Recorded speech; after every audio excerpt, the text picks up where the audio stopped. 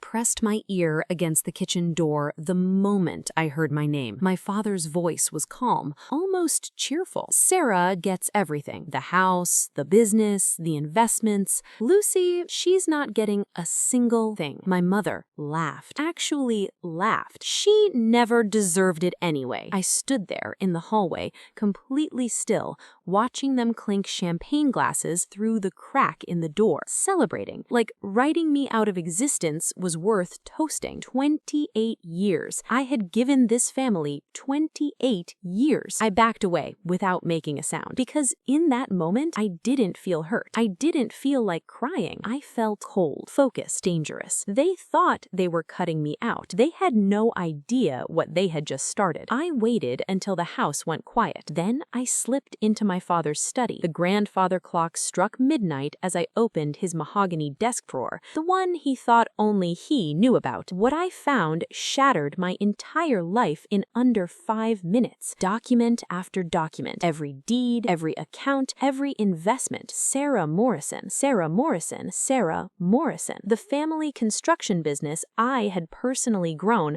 from $2 million to $15 million over 5 years. Sarah's. The house where I took my first steps. Sarah's. Even the vintage Mustang my grandfather promised me before he died already transferred to her name. But then I found something that stopped my blood cold. A manila folder tucked behind everything else. Label reading Confidential 1999. Inside, an adoption certificate. Lucan Morrison, adopted March 15th, 1999. Age 3. 25 years. They had hidden this for 25 years. Every birthday, every Christmas, every family portrait on those walls. All of it built on a lie. I photographed every single document. Then I kept digging. And what I found next wasn't just a family secret. It was a crime. Page after page revealed something far worse than favoritism. My parents, along with my sister Sarah and my father's business partner, Marcus Chen,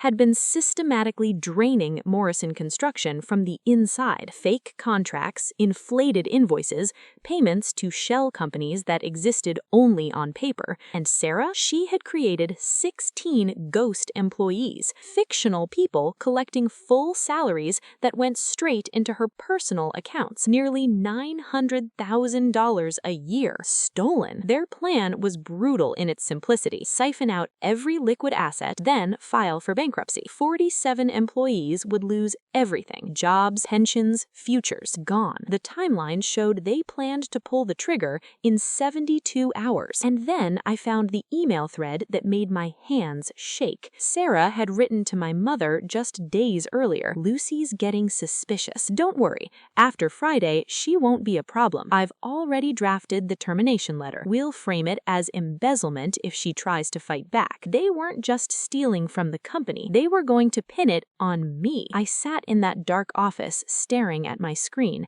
and I made a decision. They had handed me the weapon. Now I was going to use it. Here's the thing they forgot. 6 weeks earlier, while my father was recovering from back surgery, he had given me power of attorney to handle business matters. And in the chaos of his recovery, nobody had remembered to revoke it. I still had full legal access to every Morrison Construction account. I called my best friend, Emma, a corporate lawyer, and we spent 3 hours building a legal strategy. By midnight, we had created the Morrison Construction Employee Protection Trust. Completely legal, completely airtight. Then, at 2 a.m., I drove to the office. The security guard, Robert, a man I'd known for 15 years, a man whose daughter I'd helped get into college, buzzed me straight in. I sat down at my desk and started moving money. Transfer by transfer. $3.2 million.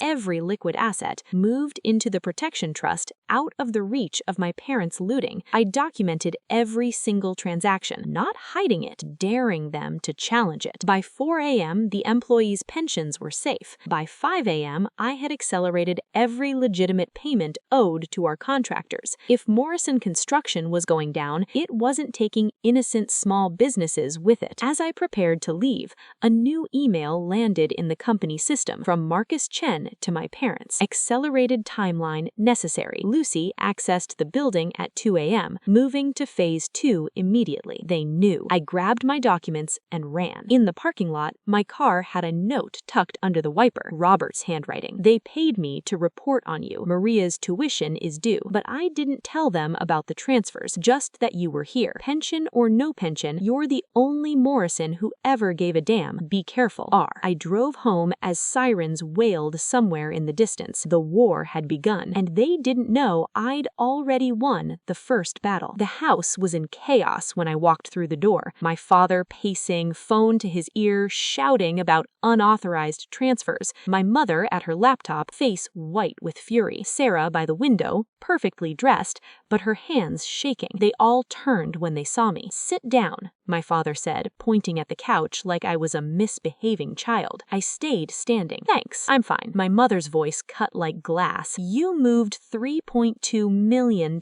I secured company assets in a protection trust, as was my fiduciary duty under the power of attorney you granted me. Sarah laughed, cold and sharp. You stole from us. I pulled out my phone. Interesting choice of words, Sarah. Can you explain the 16 ghost employees on the payroll? The ones whose salaries go directly into accounts under your name? The room went silent. Then the doorbell rang. Brandon, Sarah's fiancé, top criminal defense lawyer at the city's most prestigious firm, walked in with his briefcase. Apparently, he was now the family's legal counsel. He laid out his threat smoothly. Return the money, handle this quietly, or face law enforcement. I looked him dead in the eye. Before you threaten me, Brandon, you might want to review the employee records Sarah manages. I'm sending you something right now. His phone chimed. I watched his face as he read. The color drained completely. 16 fake employees. His voice dropped to a whisper. Sarah, this is federal wire fraud. Brandon, baby, I can explain. $900,000 a year. He stepped away from her. Did you know about the bankruptcy plan? The offshore accounts? The room erupted. Sarah's mask didn't just slip, it shattered. Years of buried resentment came pouring out. She screamed that everything should be hers,